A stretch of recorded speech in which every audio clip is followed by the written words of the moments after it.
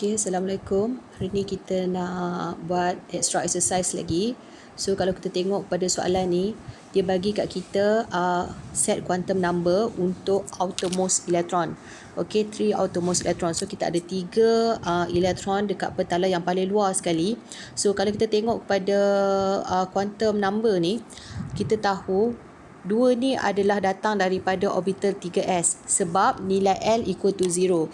So when L equal to 0, ni adalah S orbital, L equal to 1, ini adalah P orbital, L equal to 2, ini adalah D orbital.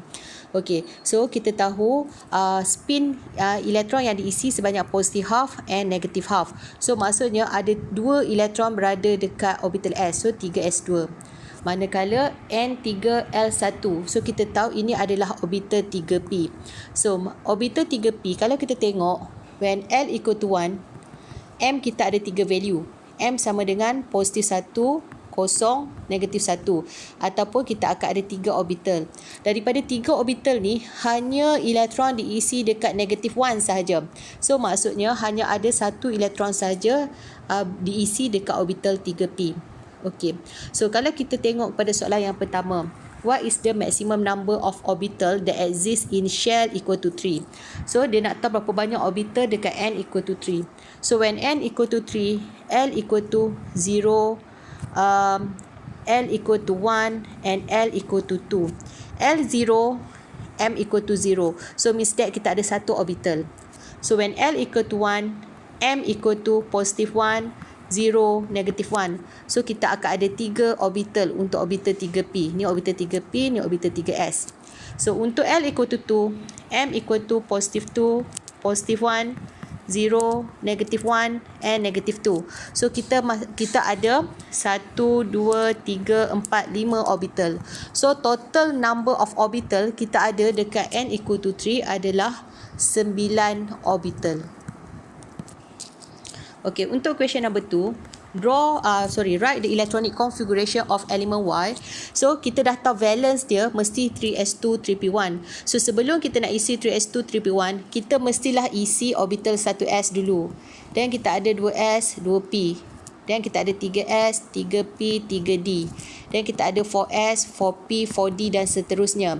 Okay, so sebelum kita boleh isi 3s2, 3p1, kita kena isi 1s. So, 1s2. Dan kita kena isi orbital 2s. 2s boleh isi maksimum 2 elektron. Dan kita kena isi orbital 2p dan 3s. Okey, 2p boleh isi maksimum 6 elektron. Dan kita kena isi 3s2 dan juga 3p1. 3s2, 3p1 ni daripada soalan kita tu. Okey, draw the shape of orbital for the valence electron. So valence electron, ini valence electron kita. So, kita nak draw shape of the orbital.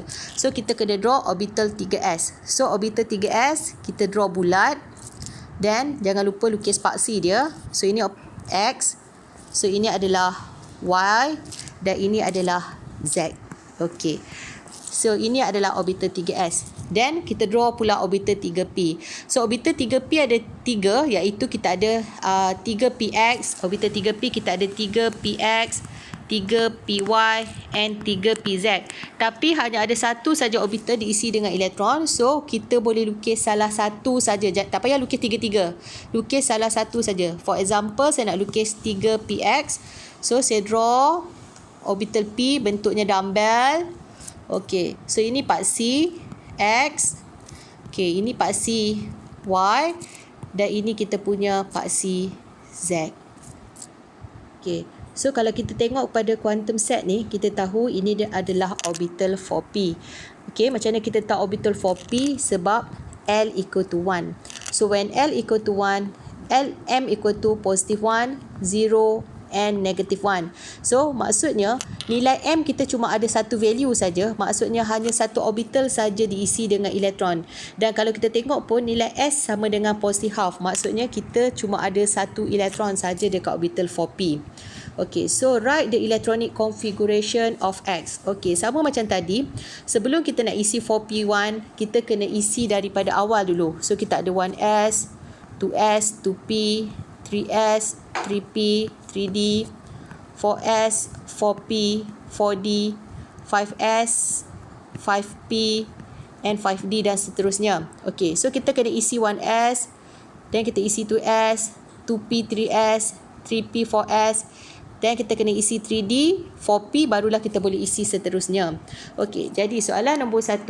Sebelum kita boleh isi 4p, kita kena isi dulu 1s2, 2s2, 2p6, 3s2, 3p6, 4s2.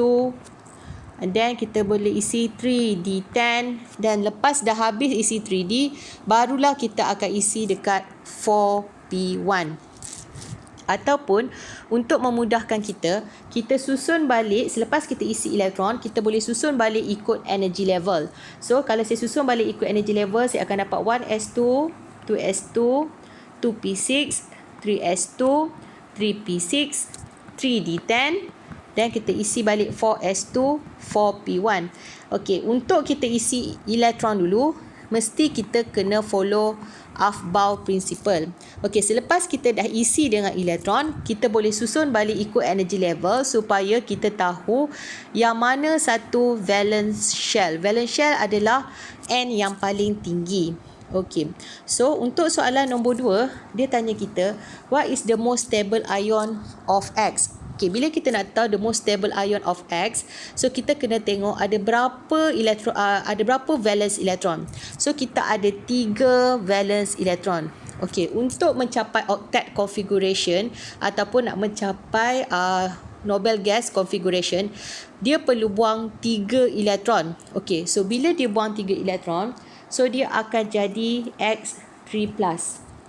Okey. So, electronic configuration dia selepas dia buang 3 elektron. Sebab apa dia kena buang 3 elektron? Sebab dia nak capai configuration yang lebih stable. Okay. So, configuration dia akan jadi 1s2, 2s2, 2p6, 3s2, 3p6, 3d10. So, dia akan remove 3 electron from valence shell in order to achieve